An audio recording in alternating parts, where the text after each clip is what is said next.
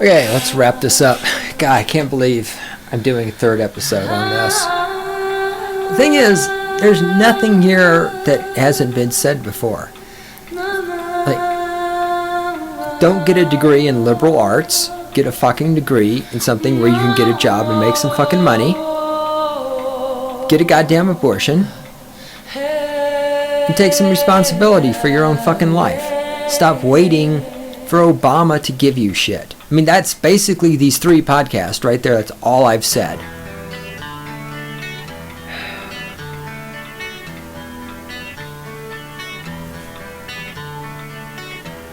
You can scream and shout with all your might. How you can scream, shout, whine, cry, snivel, piss, and fucking moan and piss on Twitter. Dig in your heels and hold on tight. You can shove your opinion up your ass. That way Obama's cock has something to keep it company.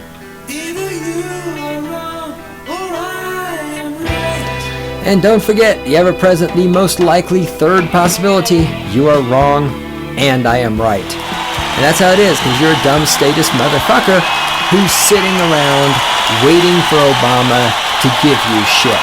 Because you seriously thought that if you helped him, he was going to help you. You thought he was going to pay your mortgage and put gas in your car.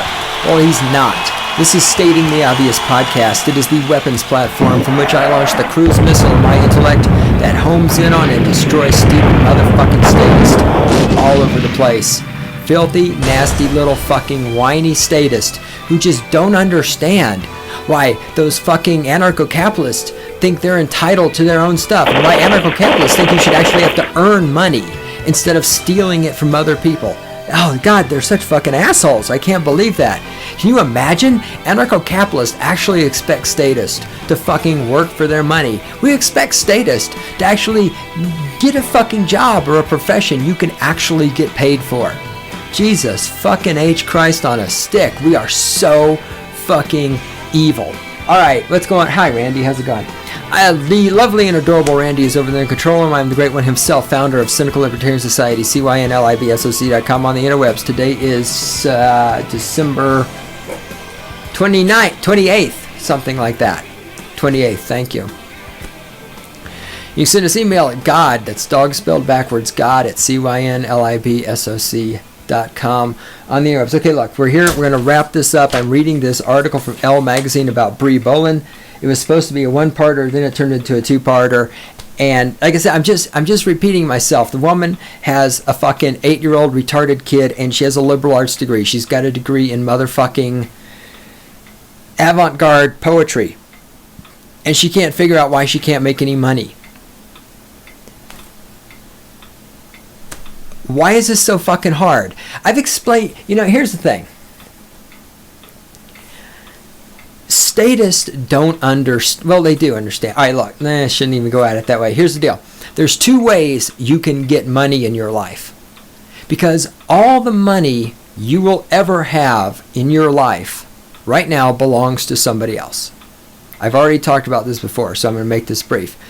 All the money you will ever have in the future, from this moment, right now, from the minute you hear my voice, right now forward, all the money you will ever have in the rest of your life, right this minute, belongs to someone else. You have to get that money from them somehow. There's 2 ways you can go about doing this. Did I fill up my water bottle? I did. Good. You can create value for other people and earn that money, or you can steal that money, which is called welfare, redistribution of wealth, WIC, Social Security, retirement, all this other shit.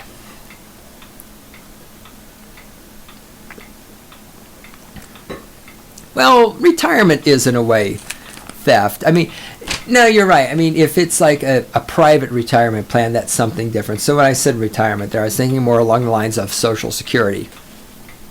The statist version of retirement. And if I remember, I'll come back to this when I get to reading the messages from Twitter.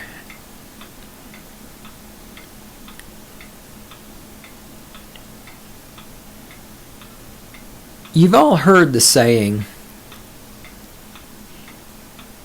if you give a man a fish, you feed him for a day. If you teach a man to fish, you feed him for the rest of his life.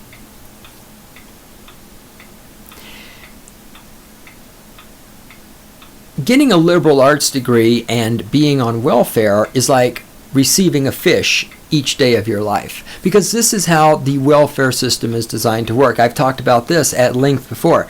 The statist welfare system is designed not to prevent people from being poor or to help people stop being poor.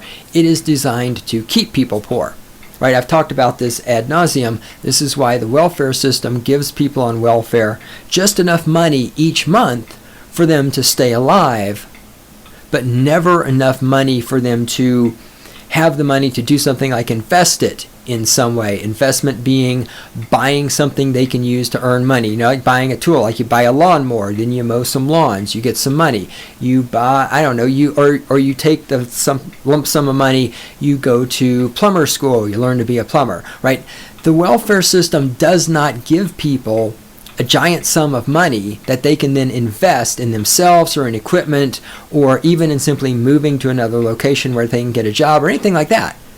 Because that could result in some people, not all of them of course, but some people not being poor anymore. And the point of the welfare system is to keep people poor.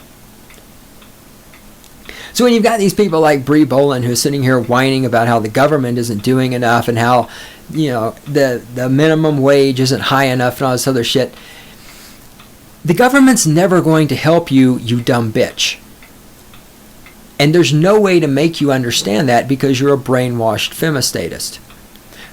Obama's been the president for 6 fucking years. If Obama was going to do something to help you, he'd have probably done it by now.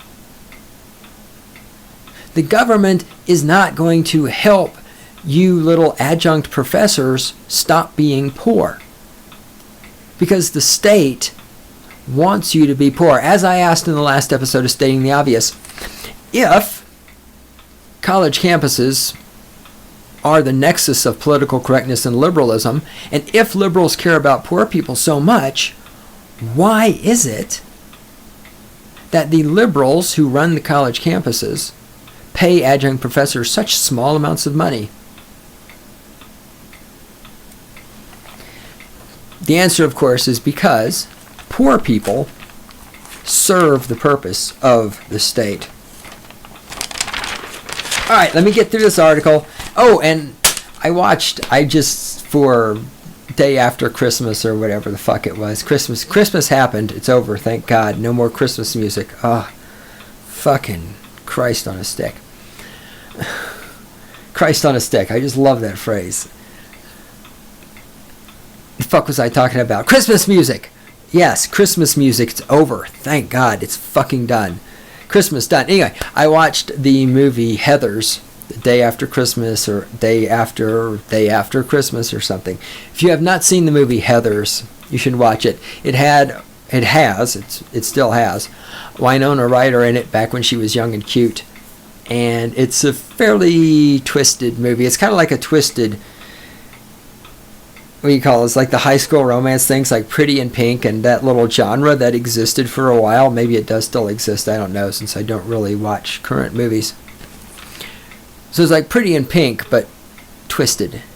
Anyway, great movie. It's called Heathers. I highly recommend you check it out. All right, let's get back. I left off where we talked about how she was 28. She got pregnant because she had a random hookup with a 20-year-old guy that was in a band. And she said she never considered not having the baby. And the baby, whose name is Finn, was born with quadriplegic cerebral palsy. And I pointed out that, first of all, for those of you guys who are having sex with femistatists who are all about abortion and shit, and you think that you're safe from her getting pregnant because she will get an abortion if she gets pregnant, as I pointed out, you're wrong. Women, even especially femistatists, when they get pregnant, aren't going to follow through and get an abortion. They love to talk about abortion. They love to fucking walk around and protest abortion, protest for abortion, whatever the fuck you want to call it. They love, but they're not going to get a fucking abortion when they get knocked up because, number one, as I said then, hold on, I need to remember to fucking put this in the show notes.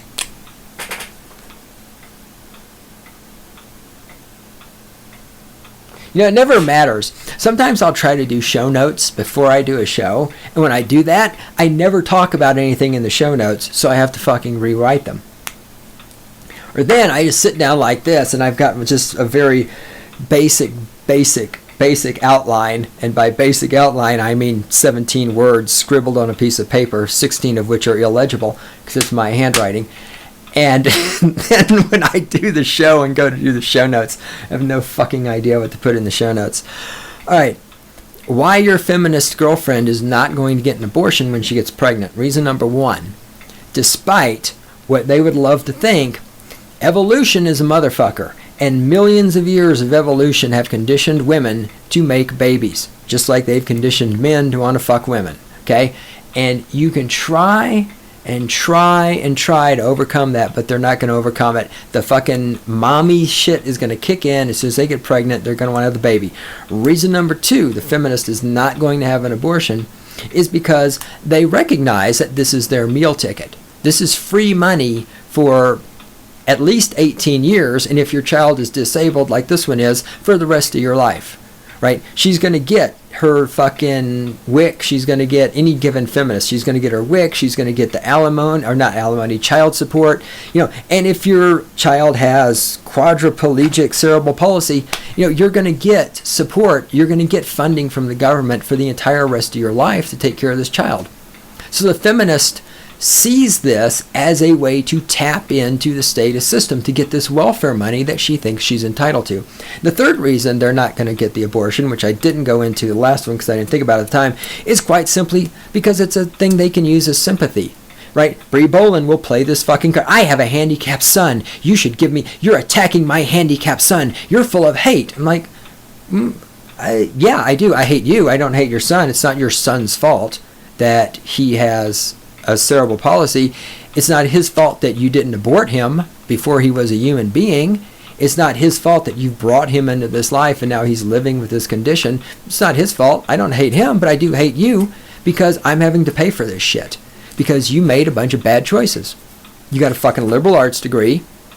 You took a job as an adjunct professor knowing good and fucking, or well, you should have known good and fucking well you wouldn't make any money, but apparently you didn't do any research. You didn't actually ask adjunct professors how much money they make. You didn't do any cost of living calculations because, of course, that's math. And anytime somebody does math, a fucking feminist, you know, gets a pay cut or something because math is patriarchy.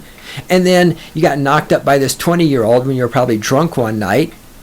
And they had the kid, and now every fucking person in the United States who actually has a job and creates value for other people has to fucking pay for it. So yeah, I do hate you. You're a dumb fucking feminist statist bitch.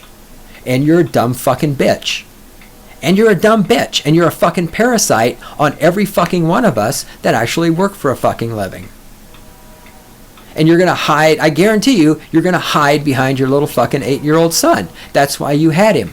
So that when people criticize your actions, you can hide behind your handicapped son.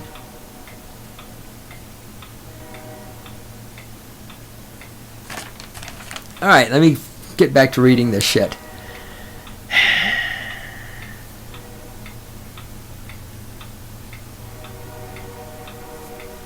In 2008, when Finn was 2, Bolin returned to Chicago and started teaching as many classes as she could get from Columbia, but her boss recently warned her that she'll never get a permanent job. Quote, academia just isn't a career choice anymore, unquote, Bolin said. Okay, if academia is not a career choice, why have you chosen to try to make that your career?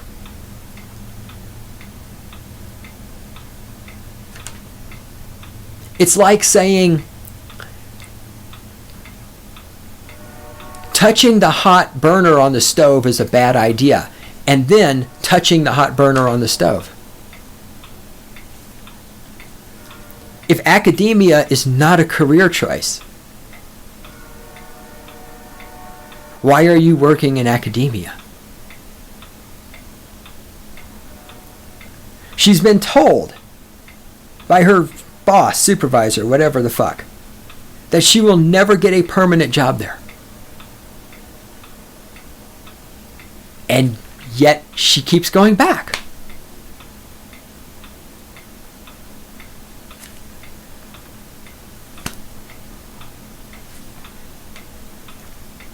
Right? How do you respond to this? Right? When these people complain that they're poor. Well, yes. No shit.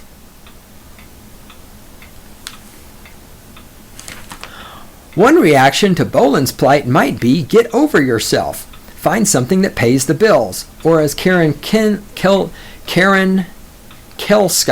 K-E-L-S-K-Y, I don't know if I'm pronouncing that right or not, or as Karen Kelsky, a former anthropology professor who founded a counseling service called The Professor Is In, has put it, find a real job.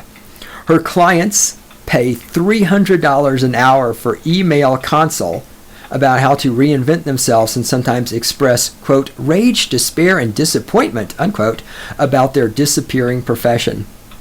Now see, here's a great example. This woman found a way to actually create value for other people, and now she can make $300 an hour writing emails. Because she's creating value for other people. Isn't that amazing? If you create value for other people, you can make money. Hold on, I need to write something down because I need to get this in the show notes. And I need to make sure I talk about it.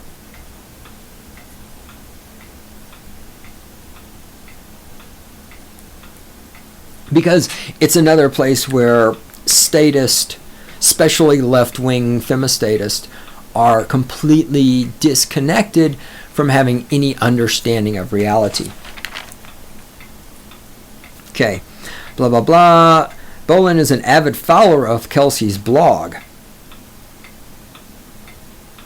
Blah, blah, blah. And although Kelsey's advice sounds sensible, Bolin, especially her son, struggles to find time to send out her resume or get additional training. That's interesting. She has time to be on Twitter sending tweets about me, but she doesn't have time to do her resume. My goodness, Brianne. My goodness, Brianne. What if you took the time you spent on Twitter and you spent that working on your resume or getting some additional skills? But no. See, it's easier to hide behind your handicapped son, isn't it? It's easier to use him for a shield to protect yourself from criticism about your bad choices. She has thought, she being I want to keep calling her Brianne. No, Brianne is right, not Brianna. Brianne. She, being Brianne, has thought about supplementing her income with some kind of retail job, but Finn's childcare cost would eat up her paycheck. She started to train as a speech-language pathologist a few years ago. Her son needed speech therapy since birth, but the further along she on her studies, the more despondent she became, and she eventually dropped out. Out of the frying pan into the fire. Yes, I have a degree in liberal arts, so now I'll go study speech pathology.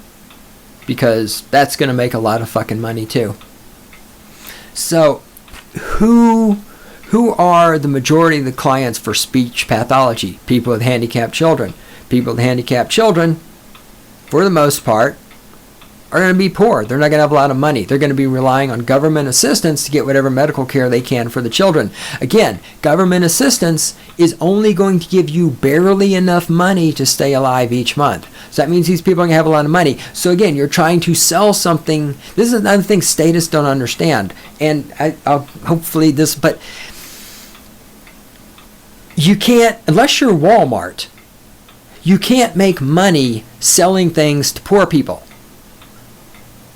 Right? Speech pathology, most of your clients are going to be poor people. Yes, you're going to have a couple of rich people who have a kid who needs some speech therapy. Okay, if you find those clients, then you're set. Okay, you're boom, money for life, you're done. But most speech pathologists, whatever in the fuck a speech language pathologist, you're going to be working at some other fucking clinic. Most of your clients are going to be getting government assistance. They're going to be poor. They're not going to have a lot of fucking money. You're not going to make a lot of money. If you want to get a second job, you got to get a second job where you can provide a fucking service for people that have money. A retail job? Well, yeah, of course the child care cost would eat it up. Wait, I thought Obama was going to give you free child care. I thought he was going to take care of your baby. I thought if you helped him, he was going to help you. Don't get a fucking retail job. Again, here's this other woman, Karen Kelsky, $300 an hour to write emails. And this Bolin chick, she's so fucking smart. She's got her liberal arts degree. Will fucking find a way to make $300 writing emails. If Karen can do it, you can do it.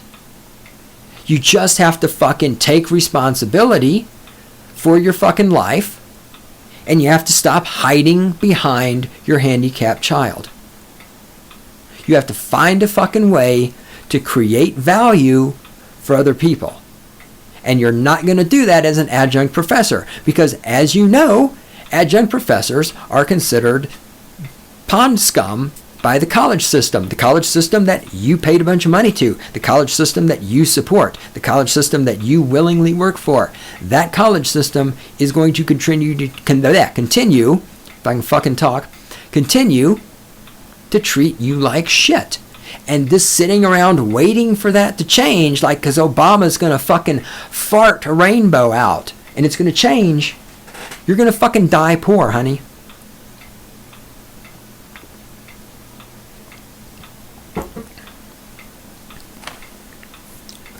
Lately, she's been looking into work as a campus union organizer to capitalize. There's no capitalizing going on here. If she was capitalizing, she'd be making money.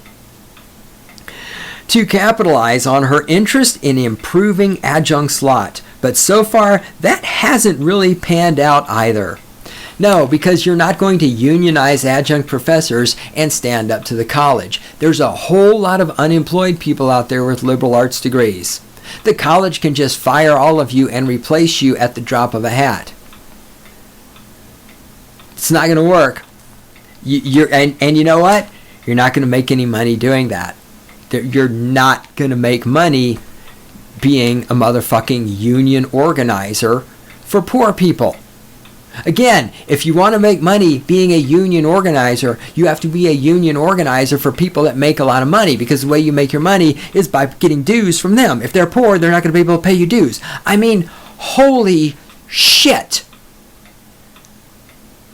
This is like, it's like fucking having to explain things to a child. But a child could figure this out. If you said to a child, if you had a little child here and you said, Alice, see Bobby over there? Bobby has $10.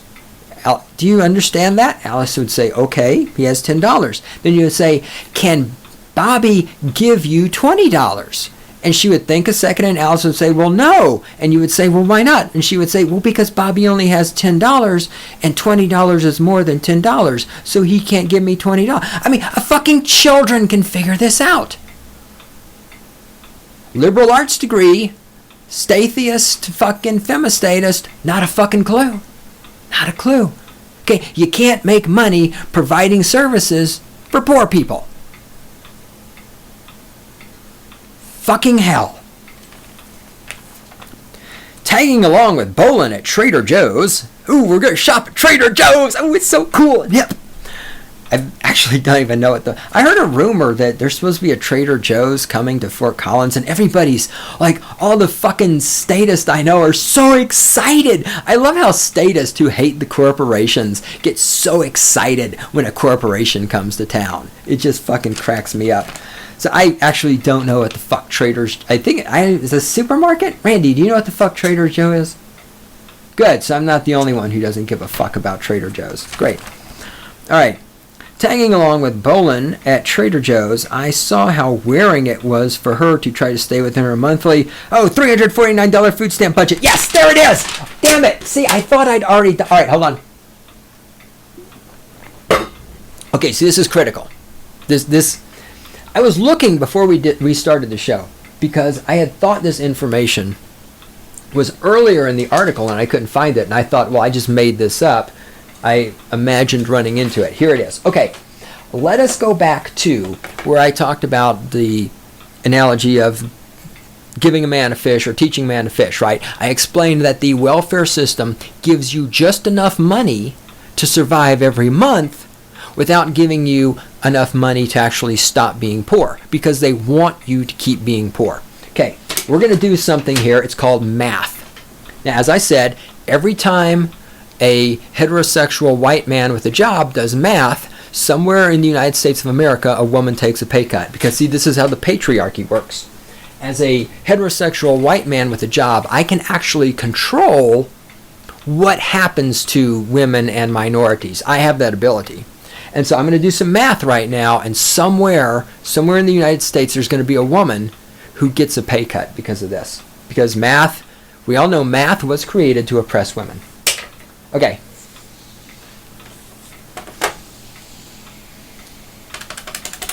I have this thing here called a calculator. If I can get it to work. Push the on button. There it is. It's not a calculator on a cell phone. It's an actual real-life calculator. It's like 1980 again or something. I have a calculator. Woo. Okay. Fuck. I already lost it. Here it is. By the way, I just want to point out that I wish I had fucking $349 a month to spend exclusively on food. I mean, Jesus Christ, what is this woman eating? I don't. Wait, she's in Chicago, right? Yeah, all right, maybe the cost of living is more. I don't know. Just saying, if I had $349 a month to spend exclusively on food, I'd be eating steak every fucking night. Because I know how to fucking cook, and I can buy food. Alright, anyway, let's do math. And just be clear, now at this point, I am not attacking Brianne. God damn it, Brianne. Yes, that's her. I can't fucking remember her name. I've talked about her for 3 goddamn podcasts. You would think by now I could remember her name. I'm not attacking her at this point. I've been attacking her before. This is about the welfare system. I'm going to illustrate to you exactly what the fuck I'm talking about. So, they're giving her $349 a month in fucking food stamps. That's just enough money for her to buy food, and she's feeding 2 people. Let's keep this in mind. And she's, as it says here, that she's trying, how wearing it was on her to try to stay within her monthly $349 food stamp budget. Okay, so she's trying to feed 2 people. So let's do math. $349 a month times 12. So that is $4,188 a year. And I just did multiplication. Somewhere a woman just took a pay cut because of patriarchy. Now, because Brianne has this handicapped child, the child's going to live with her for her entire life. She's going to get these food stamps for her entire life. She is, oh God, see this is, and I stopped looking when I saw I was trying to find how old she is. I want to say she's 30 something. I can't remember for sure. Damn it. All right. Just for the sake of this discussion, let's say she's 35. I can't remember her exact age. Let's say she's 35. She will reasonably, there's probably no reason she will not live until, she could easily live into the age of 90. Not a problem. Minus 35. So that means she has 55 years of life left. Okay. Now, 55 years of life. I'm going to cause another woman to get a pay cut. I'm going to do some multiplication here. Times $4,188 a year. That is a grand total of oh God, I can't fucking read. $230,000, 340 bucks. $230,000 that she will receive over the course of her life. Now, here's what I'm explaining. They're giving her $349 a month. Just enough to keep her alive. What if they just took the $200,000 and just gave her the $200,000? Now, right at this point, The conservative Republicans are fucking rolling over and puking all over the place and shitting themselves because, of course, they want to give away less welfare money. If we're going to have the welfare system, if we're going to have the statist redistribution of wealth system, and see, here's why there's two reasons this would work. First of all, remember, the actual beneficiaries of the welfare system aren't the people getting welfare.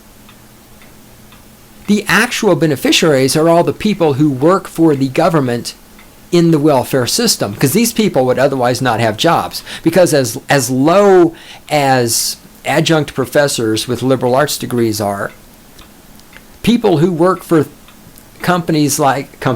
people who work for organizations like the government, the parts that provide welfare and WIC and food stamps. I mean, these are the fucking scum. These are people who couldn't get a job fucking cleaning toilets. I mean, at least Brianne Bolin, for all of her fucking faults and stupidity, at least she can get a job doing something a little bit useful.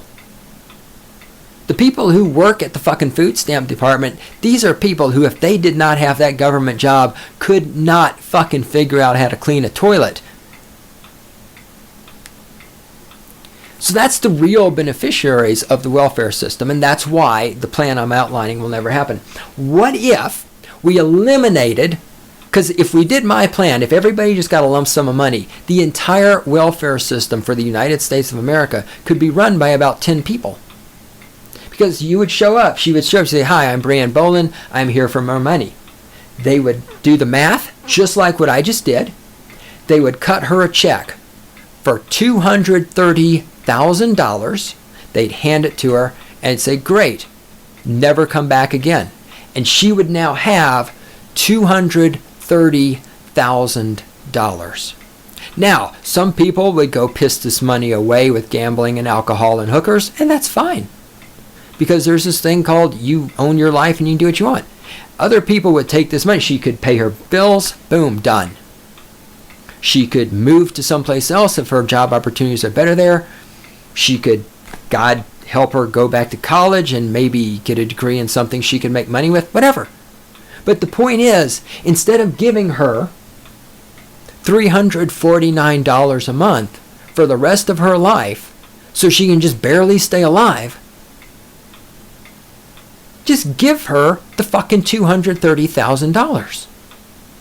No, yeah, $230,000. Just give her the fucking money and be done with it. Do you see the difference? You probably, if you're a statist, you don't, because you've got Obama's cock in your mouth. And the reason you can't see is because all you can see is like Obama's abdomen right there in front of your eyes because you're deep throating him. It's the difference between giving a man a fish and teaching a man to fish. You can give people just enough welfare each month that they can stay alive, or you can give them enough money that they can invest that money in whatever they need to change their fucking lives.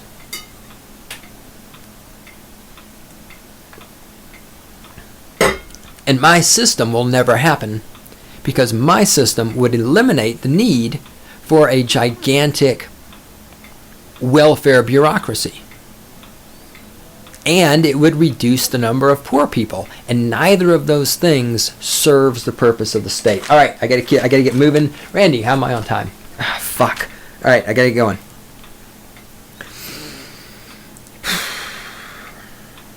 Oh, it says here she can also apply for about $600 in supplemental security disability payments in months when she earns less than $2,000.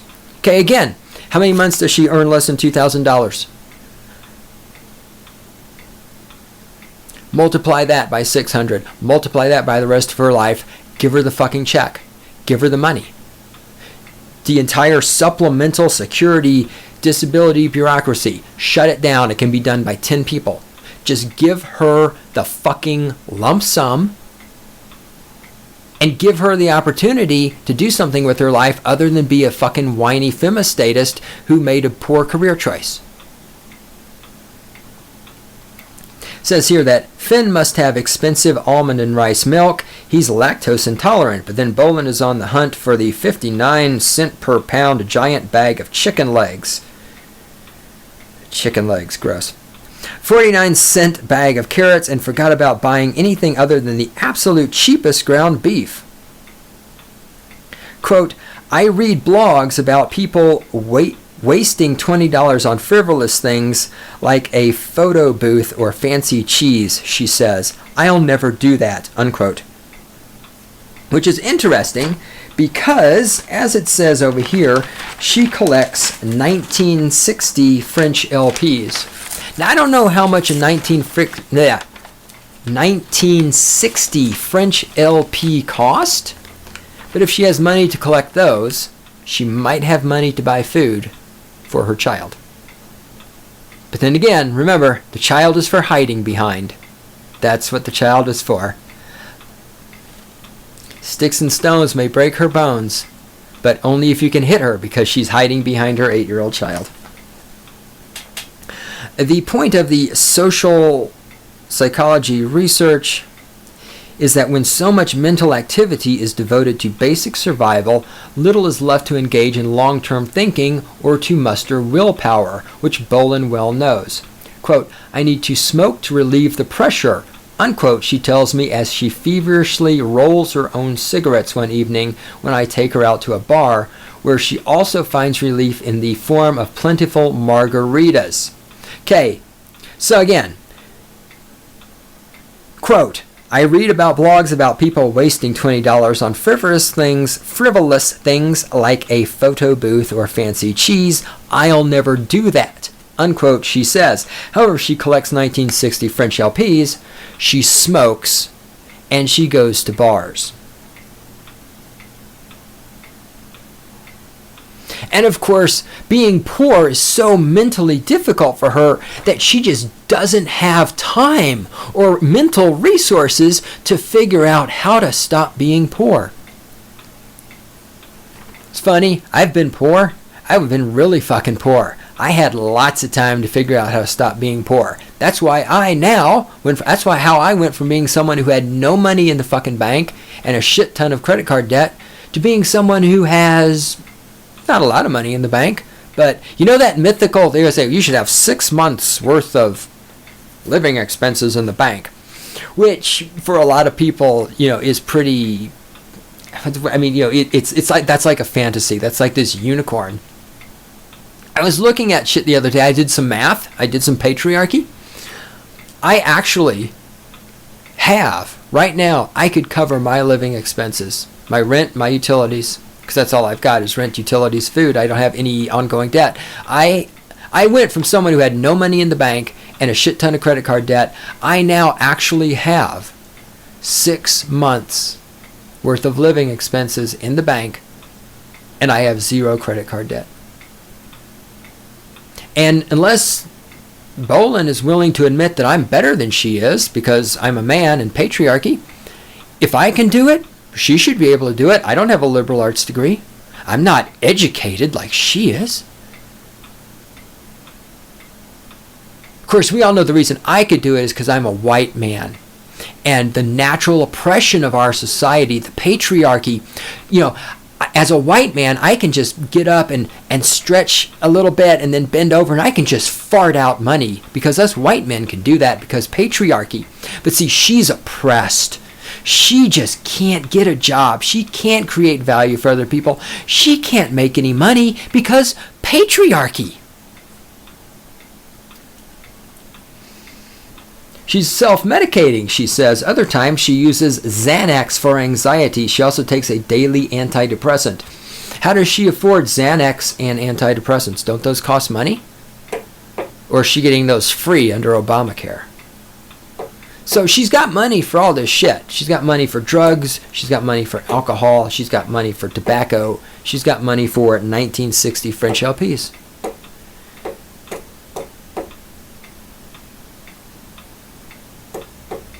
Whenever people say they don't have any money, that's almost always a lie.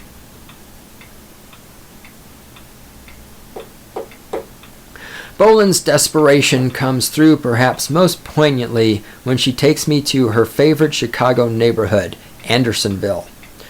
Her education has influenced her taste.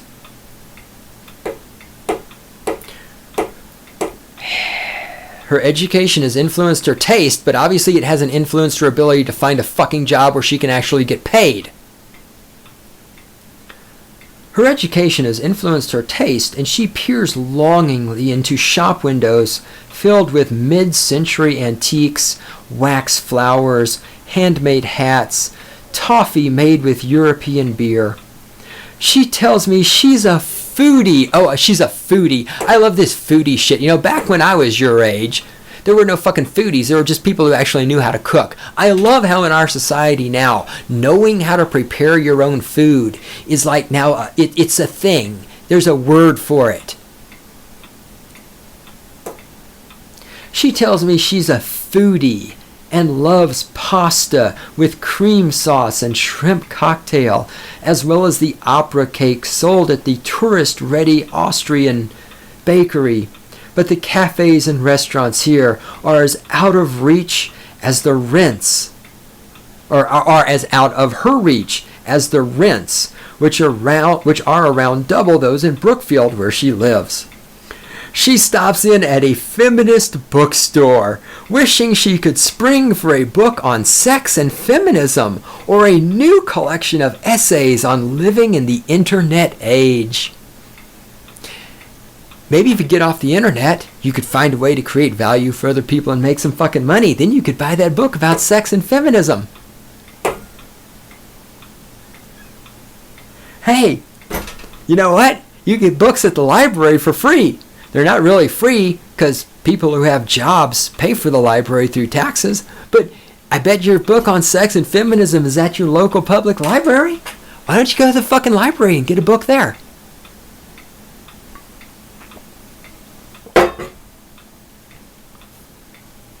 Bolin also says she hopes to find a partner to love and share practical tasks such as childcare, but she hasn't met anyone who seems right for a serious relationship.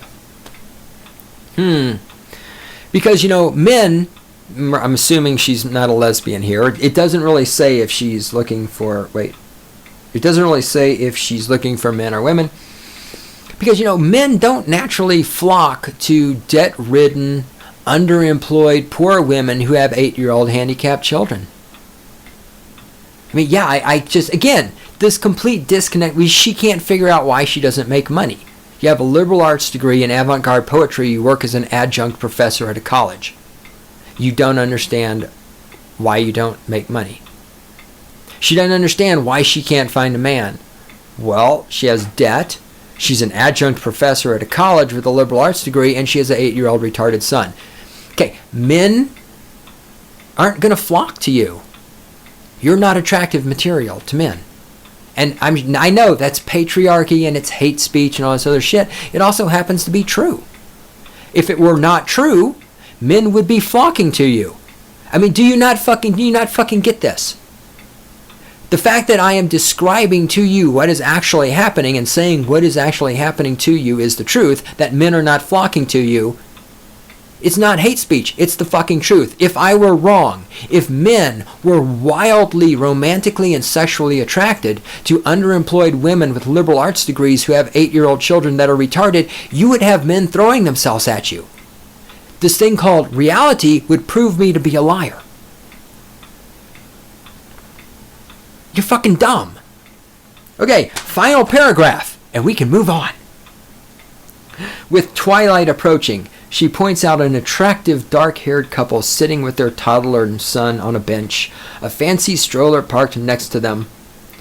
Quote, "When I see couples who have jobs, couples who look perfect, I want to ask them, how did you do it?" Unquote. But see, here's the thing. She doesn't.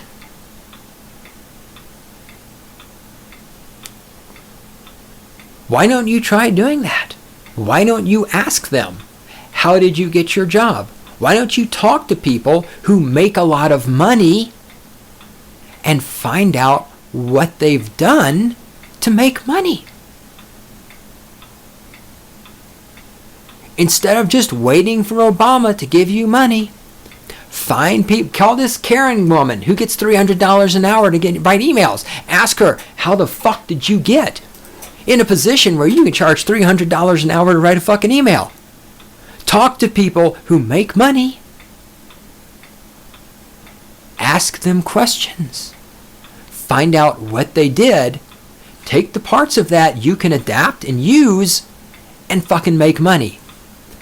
But nope, it's easier to just wait for Obama to fucking fart on you and give you money. It's easier to hide behind your 8-year-old child.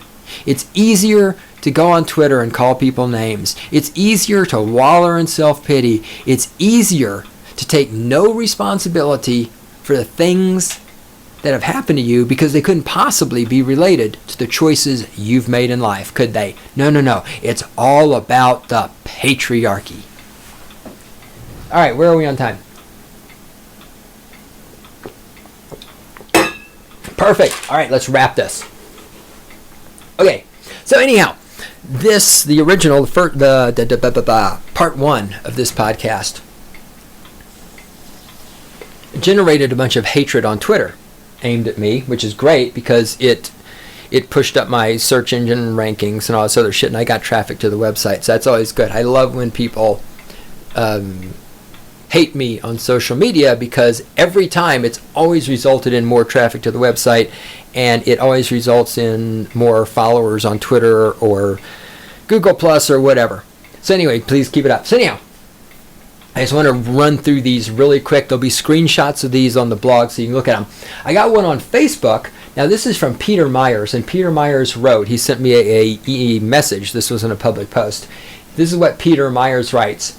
Your organization is bullshit. I have connections with Bruce Rauner, governor of Illinois, and I will fuck you up and bury you losers.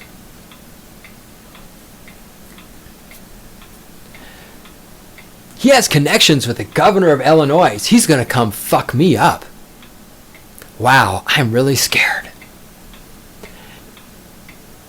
And this is a good example too, because as we're going through this, we need to think about how, all these people are jumping on this, trying to defend Brianne. Yes, I still can't fucking remember her name. Brianne. All these people are jumping in, trying to defend Brianne. Here's a question. If this little fucker, this beta male, Peter Myers, has connections with the governor of Illinois, and his connections with the governor of Illinois make him so awesome that he can come and fuck me up and bury me, why doesn't he just help Brianne get a job?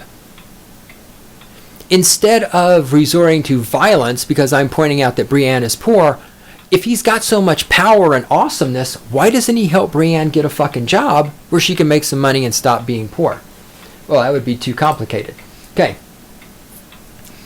This is from In1 Academy. I wonder if At Sin Live Society understands just status quo. This radical message of work harder and make better choices resonates to adults. Now, first of all, it's not really a sentence, but I can kind of work it out. This guy probably has a liberal arts degree. So the radical position of work harder and make better choices. So I know he's trying to insult me for saying that. Well, yes, we can't possibly tell people to make better choices. I mean, that's patriarchy. I mean, this is why statism is so fucked up, because in statism, making better choices is a concept that is looked down upon by these people. These are people who think they should not be obligated to make better choices in their lives because they're like children. They believe the state is their parent. Whatever they fuck up, the state is supposed to come, show up, bail them out. Now, it also understands this right of work harder. Now, This is good because let me clarify something here. I have at no point said work harder. Work harder is not the same thing as creating value. Again, Karen, $300 an hour to write emails. She's not working harder. I've never said you should work harder. There's a huge fucking difference between working harder and creating value for other people. Again, the fact that this statist does not understand the difference between working harder and creating value explains why this person is poor. Because if you don't understand the difference between working harder and creating value, you're always going to be poor. Those are two completely different concepts. Working harder does not necessarily create more value. You can create a lot more value by not working harder. Okay, and here's another one. Oh, this is my favorite. Looks like someone's trying to sit at the adult table again. Cynical Libertarian Society wants to throw down. Because yes, see, when I made fun of Bree Bolin, now I'm trying to sit at the adult table. Let's see, who else have I made fun of on this podcast? Who have I insulted? I just called Ben Stone a feminist social justice warrior. I've bitch slapped Stefan Molyneux. I've bitch slapped President Obama. I bitch slapped President Bush. I called Michael Dean a feminist. And I'm running out of time, but I mean, you know, this idea that some fucking poor woman who can barely feed herself with her food stamps, that insulting her is somehow me sitting down at the big table? I mean, these people have a delusional view of themselves. Absolutely fucking delusional. Here's a tweet from Bree Bolin, who doesn't have time to work on her resume, where she's telling all the adjuncts out there to remember to file for unemployment before the end of the semester. For somebody who doesn't have time to work on your fucking resume, you sure do have time to be on Twitter, honey. And why would you get a job where you have to file for unemployment and stuff? Like too many libertarians, two is a number. The Cynical Libertarian Society wants to blame workers who had their livelihood stolen instead of bad men. Yeah, I am blaming you. Your livelihood was not stolen. You got a worthless degree and you accepted a job that does not pay you enough money to live on. Here we go. Cynical Libertarian Society is so goddamn independent and radical, he aligns his position with the establishment view of adjuncts and liberal arts. You know, just because Hitler was a vegetarian doesn't mean vegetarians are aligned with him. Cynical Libertarian Society buys into the myth of radical individualism and wisdom of the market because secretly S/he is a fucking fascist piece of shit. This person is trying to insult me and yet be politically correct at the same time. So then I went to the website for this N1 Academy, and what pops up on the front page? Thought Rave with Lady Gaga. I don't know if this is a book, I don't know if this is a course, whatever, but this person has a website for adjunct professors to come and whine about how oppressed they are. And they're featuring Lady Gaga. You know what? At least Lady Gaga creates value for other people. That's why she's rich, and you're not.